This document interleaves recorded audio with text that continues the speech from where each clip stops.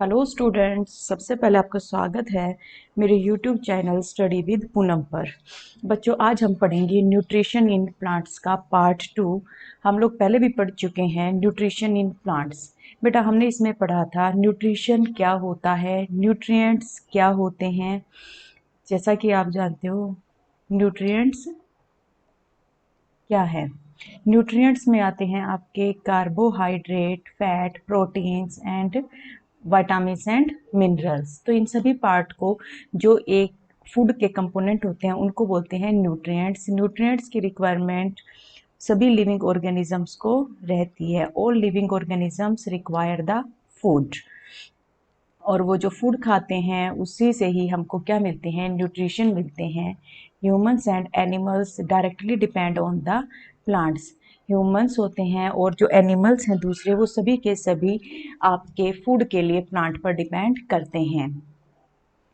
अब दूसरा जो इम्पोर्टेंट पॉइंट आता है बेटा, वो है mode of nutrition in plants. Plants plants are the only organism that can prepare their food themselves। Plant ये कैसे होते हैं ऑर्गेनिज्म जो अपना खाना खुद बना पाते हैं, और वो खाना बनाते हैं water, carbon dioxide and minerals की हेल्प से in the presence of sunlight. Nutrients enable living organisms to build their body. जो न्यूट्रिएंट्स होते हैं उन्हीं से ही हमारी बॉडी बनती है, to grow and repair damage parts of their bodies। Next important is the nutrition. Nutrition is the process or the way by which the organisms take food inside the body। ये एक ऐसी process है जिसमें organism अपने अंदर खाना लेते हैं और उससे एनर्जी यूटिलाइज करते हैं। अब जो खाना बनाने के लिए ऑर्गेनिज्म है वो दो टाइप की प्रोसेस रखते हैं। तो उसमें आता है autotrophs. First one is the autotrophs, second one is the heterotrophs। Autotrophs and heterotrophs। Autotrophs वो होते हैं जो अपना खाना खुद बना सकते हैं। इसके अंदर आपके आते हैं प्लांट्स जिनके अंदर क्लोरोफिल पिगमेंट प्रेजेंट होता है, वो सारे के सारे अपना खाना बना सकते हैं। नेक्स्ट है जो heterotrophs हैं बेटा, वो heterotrophs वो होते हैं जो अपने खाने के लिए डायरेक्टली दूसरे के ऊपर डिपेंड करते हैं, उसको बोला जाता है heterotrophs, राइट। अब उसके बाद अब हेटेरोट्रोप के बाद आता है द प्रोसेस ऑफ फोटोसिंथेसिस, जो मैं आपको बता चुकी हूँ। जब जो फोटोसिंथेसिस की प्रोसेस होती है उसमें लीव्स का बहुत इंपॉर्टेंट रोल होता है। जो लीव्स होते हैं उनको कहा जाता है फूड फैक्ट्री। लीव्स को क्या कहा जाता है बेटा? फूड फैक्ट्री कहा जाता है। तो लीव्स जो होते हैं वो अपना खाना खुद प्रिपेयर करते हैं इन the presence of chlorophyll pigment, sunlight, water and carbon dioxide. जो वाटर होता है वो एब्जॉर्ब करते हैं, जो वाटर होता है वो प्लांट्स एब्जॉर्ब करते हैं through the root and transported to the leaves, और लीव्स तक जाता है। और कार्बन डाइऑक्साइड का यहाँ पर एक्सचेंज होता है, जैसा कि आपने पार्ट 1 में मैंने बताया था आपको। स्टोमेटा, जो स्टोमेटा होता है, जो क्या होता है बेटा? स्टोमेटा होता है, उसके अंदर स्मॉल पोर्स अवेलेबल होते हैं। क्या अवेलेबल होते हैं बेटा? स्मॉल पोर्स अवेलेबल रहते हैं जिनके थ्रू एक्सचेंज ऑफ गैसेस। बच्चों, अब हम जो सबसे इम्पोर्टेंट चीज़ है वो पढ़ेंगे सेल। जितने भी लिविंग ऑर्गेनिज्म होते हैं वो सारे के सारे सेल से बने होते हैं, उसमें आपके प्लांट्स हो या एनिमल हो। तो सेल जो एक है सबसे छोटी यूनिट है हमारी बॉडी की, जो फंक्शनल यूनिट है और प्राइमरी यूनिट है। विदाउट सेल लाइफ पॉसिबल बिल्कुल भी नहीं है, जैसा कि आपको डायग्राम में दिखाई दे रहा है। जो सेल्स होती है वो इतनी छोटी होती है, वो आपको किससे दिखाई देती है बेटा? माइक्रोस्कोप से दिखाई देती है। नेक्ड आई से सेल का देखना इम्पॉसिबल है। जो सबसे बड़ी सेल होती है वो ऑस्ट्रिच एग की होती है, जिसको हम नेक्ड आई से देख सकते हैं। Cell is enclosed by a thin boundary. Cell जो होती है उसके चारों तरफ एक पतली सी झिल्ली होती है जिसको हम बोलते हैं सेल मेम्ब्रेन। क्या बोलते हैं उसको? Cell membrane. एक पतली सी झिल्ली जैसी होती है जिससे क्या होता है, एक सेल से दूसरी सेल के अंदर मटेरियल का ट्रांसफर होता है। ये उसकी एंट्री को देखता है और एक सेल को दूसरी सेल से अलग रखता है। उसके बाद जो आता है हमारा सेंटर में न्यूक्लियस होता है। न्यूक्लियस क्या होता है बच्चों?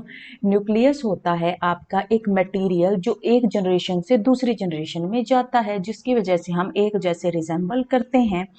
ये हमारे अंदर भी होता है, हमारे पेरेंट्स में भी है। लाइक हमारे पेरेंट्स जैसे कुछ कैरेक्टरिस्टिक्स हमें दिखाई देते हैं। तो वो जो कैरेक्टरिस्टिक्स हैं वो जो एक जनरेशन से दूसरी जनरेशन में जा रहे हैं, उसके लिए रिस्पॉन्सिबल है आपका न्यूक्लियस। और ये सेल के बिल्कुल सेंटर में अवेलेबल होता है। देखिए जैसा कि हमको दिखाई दे रहा है, सेंटर में बिल्कुल एक पॉइंट टिक किया गया है, उसको बोलते हैं nucleus. This one is the nucleus. अब उसके बाद बारी आती है हमारी साइटोप्लाज्म की। किसकी बारी आती है बेटा? साइटोप्लाज्म की। साइटोप्लाज्म क्या होता है? एक सेल के अंदर जेली जैसा होता है। जेली तो हम लोगों ने खाई है, बिल्कुल सेमी सॉलिड होता है जेली। उसके अंदर ये सारे के सारे ऑर्गेनेली, न्यूक्लियस हो गया आपका, और एंडोप्लाज्मिक रेटिकुलम हो गया है, गोल्जी बॉडीज होगी, लाइसोसोम होगी, बहुत सारी ऑर्गेनेलीज होती हैं सेल के अंदर जो बहुत सारे काम करती हैं। तो वो सारी की सारी इस फ्लूइड के अंदर पड़ी रहती हैं। जैसे जेली में से निकलना बहुत मुश्किल होता है, तो इसमें से क्या होता है, साइटोप्लाज्म के अंदर जब वो पड़ी रहेंगी जेली जैसे फ्लूइड में, तो वो एक दूसरे से टकराएंगी नहीं। सपोज हम लोग कहीं गिर जाते हैं, एक्सीडेंट हो जाता है, तो अगर इसके अंदर साइटोप्लाज्म नहीं होगा तो एक साथ सारे के सारे ऑर्गेनेलीज टकरा जाएंगी और फिर वो टूट जाएंगी। तो साइटोप्लाज्म जो होता है बच्चों, वो उनको किसी भी तरीके की इंजरी से बचाता है। क्लियर है? अब नेक्स्ट जो आता है हमारा स्टोमेटा, हम पढ़ ही चुके हैं क्या होता है। एक स्मॉल पोर्स होते हैं लीव्स के अंदर, जिसकी वजह से ट्रांसफर ऑफ और एक्सचेंज ऑफ गैसेस होता है, और दूसरा वाटर का ट्रांसफर होता है। राइट। नेक्स्ट है हमारा लीव्स। लीव्स में क्या होता है हमारा, एक ग्रीन कलर का पिगमेंट अवेलेबल होता है। उस ग्रीन कलर के पिगमेंट का नाम क्या है बेटा? ग्रीन कलर के पिगमेंट का नाम है आपका chlorophyll. That one is known as the chlorophyll. Chlorophyll आपके लीव्स के अंदर अवेलेबल होता है। किस में अवेलेबल होता है बेटा?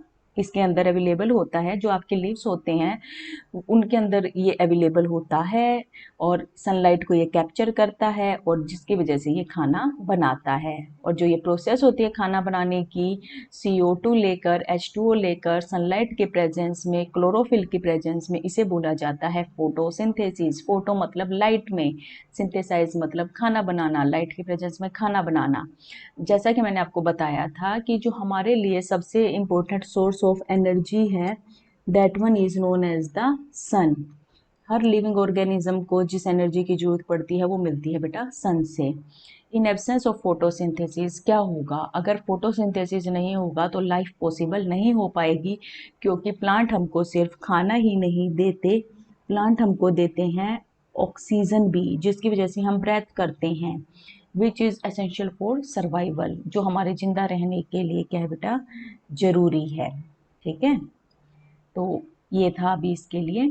उसके बाद आता है besides leaves photosynthesis also takes place in other green parts of the plant. Leaves के अलावा जो और भी ग्रीन प्लांट, जो ग्रीन पार्ट होते हैं प्लांट्स के, लाइक स्टेम भी हो सकती है, ठीक है, और छोटी छोटी ब्रांचेस भी हो सकती हैं, तो उनके अंदर भी आपका क्या होता है बच्चों, फोटोसिंथेसिस प्रोसेस होता है। The desert plants have scale और स्पाइन लाइक लीव्स। अभी जो डेजर्ट प्लांट होते हैं, जैसे हमारे प्लांट होते हैं रेगिस्तान के एरियाज में, उनमें भी फोटोसिंथेसिस होता है, पर आपको उनके लीव्स दिखाई नहीं देते।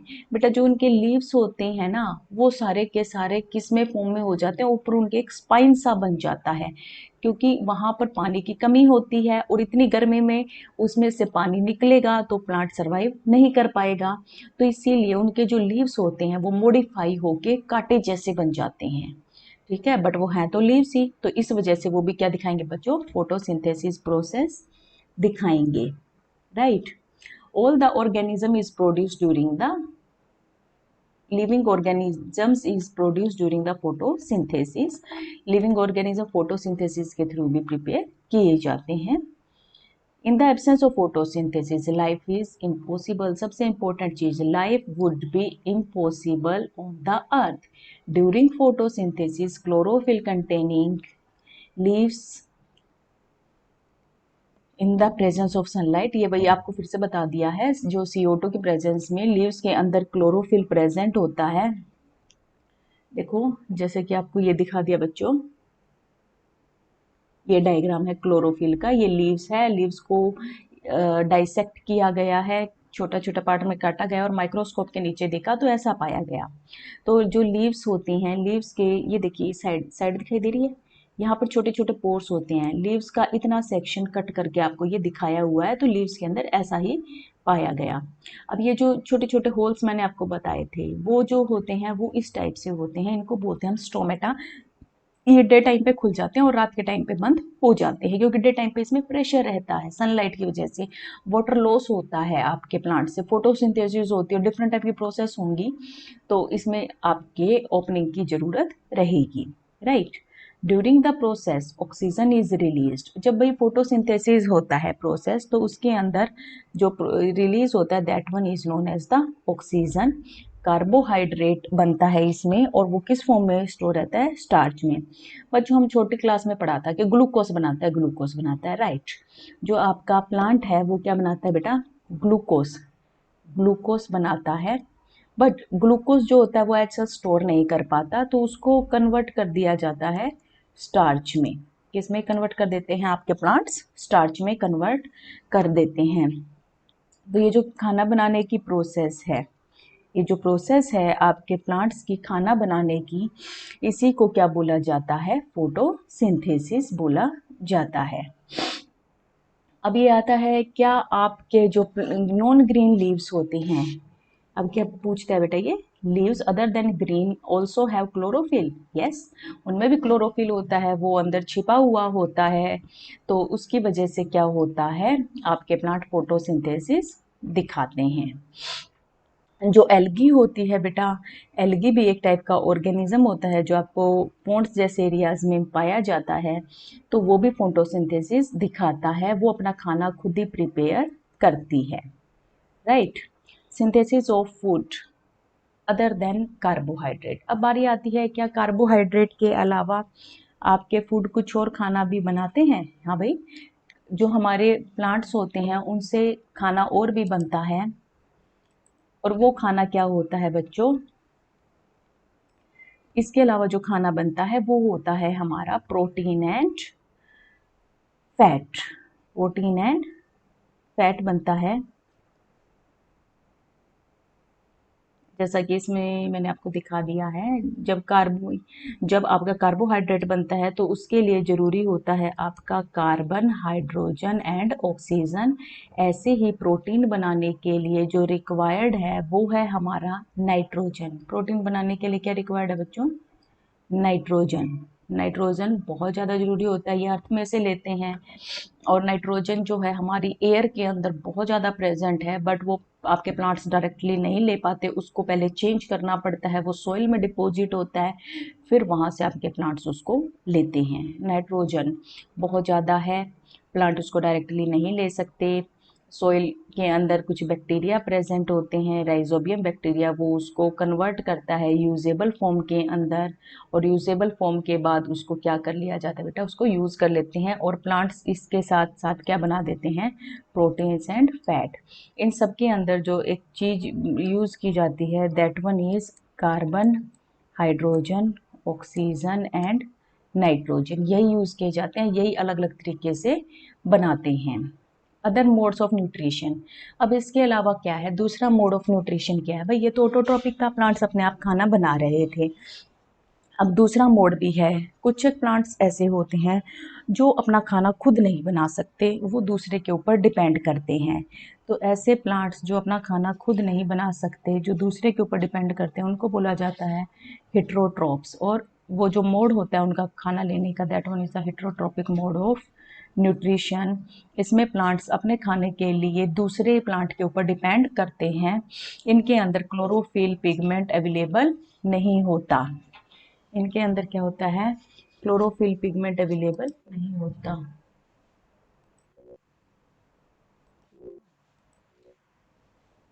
Battery is running low. Where is battery?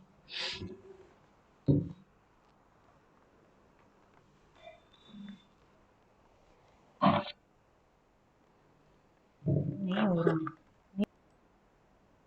Heterotrophic mode of nutrition के अंदर आपके जो प्लांट्स आते हैं बच्चों, वो होते हैं नॉन ग्रीन प्लांट्स। हम लोगों ने एक येलो कलर की बेल देखी है, वो एक बड़े से पेड़ के ऊपर चलती है। वो जो आपकी बेल होती है, वो जो आपका प्लांट होता है, that one is known as the cuscuta. उसको बोला जाता है कैस्क्यूटा प्लांट। और उसका दूसरा नाम होता है अमर बेल। वो अपना खाना दूसरे प्लांट से लेती है। तो वो कौन सा मोड दिखाती है बेटा? हेट्रोट्रॉपिक मोड ऑफ न्यूट्रिशन दिखाती है। देखिए ये जैसा कि आपको दिख ही रहा है, ये देखो ये कवर कर रखा है बेल ने इस प्लांट को, तो ये अपना खाना इससे लेती है। ठीक है। जिस प्लांट के ऊपर ये चलती है, जिस प्लांट के ऊपर ये चलती है, उसको बोला जाता है होस्ट, जो जिसके ऊपर ये अपना खाना ले रही है। तो वो दूसरा प्लांट कैसा है बेटा? ग्रीन है। ग्रीन प्लांट से ये क्या ले रही है? अपना खाना ले रही है। और इसी को बोला जाता है आपका हेट्रोट्रॉपिक मोड ऑफ न्यूट्रिशन। और जो इससे खाना ले रहा है, that one is known as the parasite. That one is known as the parasite. इसमें डिफरेंट टाइप के मोड ऑफ न्यूट्रिशन रहते हैं। इसमें क्या रहता है? इसको बोला जाता है heterotrophic mode of nutrition, right. इसके अंदर क्या होता है, जो हमारे प्लांट्स होते हैं वो दूसरे प्लांट से अपना खाना ले लेते हैं। इसमें आपके बहुत सारे प्लांट होते हैं। लाइक हम जिस प्लांट की बात करेंगे, that one is known as the insectivores plant. Insectivores plant. और इसका दूसरा नाम होता है बेटा पिक्चर प्लांट। इसमें क्या होता है, इस प्लांट के ऊपर देखो, जैसा कि आपको दिखाई दे रहा है, एक लीड जैसा स्ट्रक्चर बन जाता है। और इसके अंदर, उसके ऊपर जैसे ही कोई ऑर्गेनिज्म या कीड़ा मकोड़ा कुछ भी बैठता है, तो ये लीड एकदम से बंद हो जाती है। और ये जो आपका पिक्चर प्लांट है, अंदर ही अंदर डाइजेस्टिव जूस सिक्रेट करता है और उस ऑर्गेनिज्म को मार कर खा लेता है और उसमें से अपने न्यूट्रिएंट्स निकाल लेता है। तो इसको बोलते हैं हम पिक्चर प्लांट्स और इंसेक्टिवोर्स प्लांट बोला जाता है। इंसेक्टिवोर्स प्लांट जो है आपका बहुत ही इम्पोर्टेंट प्लांट है। ये पेपर में आपसे पूछा जाता है। इंसेक्टिवोर्स प्लांट का दूसरा नाम क्या है? तो इसका नाम है पिक्चर प्लांट। इसकी जो लीव्स होती हैं वो मॉडिफाई कर दी जाती हैं। और मॉडिफाई होने के बाद क्या करती हैं बेटा? वो लीव्स एक लीड जैसा स्ट्रक्चर बना लेती हैं, जिसमें वो और क्या करती हैं, और दूसरे ऑर्गेनिज्म को कैप्चर करके अपना खाना बना लेती हैं। अब ये पूछता है, क्या आपका जो पिक्चर प्लांट्स है वो फोटोसिंथेसिस दिखाता है? हाँ भाई, वो फोटोसिंथेसिस भी दिखाता है और वो आपके जो इंसेक्ट्स होते हैं उनसे भी खाना ले लेता है, अपना न्यूट्रिशन कंप्लीट करता है।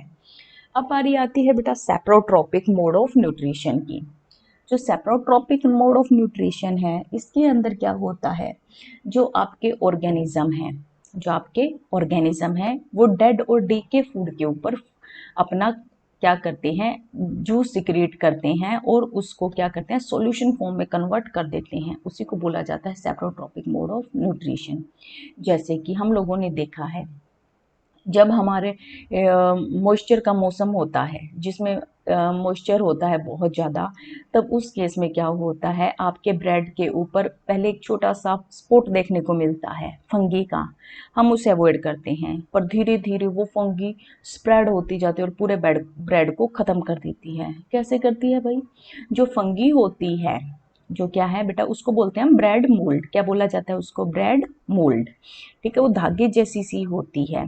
उससे क्या होता है बच्चों, जो ब्रेड मोल्ड है वो धागे जैसी होती है, उसमें ऐसा ऐसा स्ट्रक्चर रहता है उसका, ऐसा। इसके अंदर बहुत सारे क्या रहते हैं बच्चों, छोटे छोटे, ये इसका नीचे बेस होता है, ये आपके ब्रेड है, ब्रेड के ऊपर ये फीड कर रही है। और जैसे ये ऊपर खाना ले लेके मैच्योर होगा तो ये फट जाएगा, और फटने के बाद बहुत सारे छोटे छोटे स्पोर्स हैं वो ब्रेड पे गिर जाएंगे, और ब्रेड पे गिरने के बाद फिर वो फैल जाएंगे बहुत ज़्यादा। तो इस तरीके से ये क्या करती हैं, सेप्रोट्रॉपिक मोड में आपका जो खाना था जो आपका ब्रेड था वो डेड था, उसके ऊपर इसने जूस सिक्रीट किए और जूस सिक्रीट करने के बाद उसको सॉल्यूशन फॉर्म में कन्वर्ट कर दिया। थोड़ा सा कैसा रहता है, लिक्विड टाइप में बन जाता है वो, और उसको ख़त्म कर लेते हैं और अपना न्यूट्रिशन लेते हैं।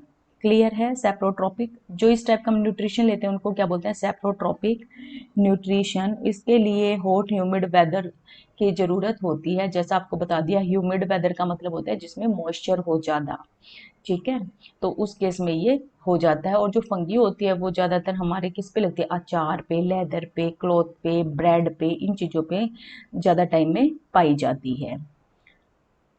इसके बाद हम एक्टिविटी करेंगे बाद में, पहले हम समझते हैं। उसके बाद जो सबसे इम्पोर्टेंट चीज़ है, सिम्बायोटिक रिलेशनशिप। सिम्बायोटिक क्या होता है भाई? एक होता है पैरासिटिक मोड, एक होता है आपका जो अभी बताया था सेप्रोट्रॉपिक मोड, अब है आपका बेटा symbiotic mode of nutrition. Symbiotic का मतलब होता है सिम्बायोसिस, एसोसिएशन, एक दूसरे के साथ जुड़ के। इसमें क्या होता है, द एसोसिएशन होती है जो इसके अंदर, वो बहुत ज़्यादा इम्पोर्टेंट होती है। क्या होती है बेटा? बहुत ज़्यादा इम्पोर्टेंट होती है, ठीक है।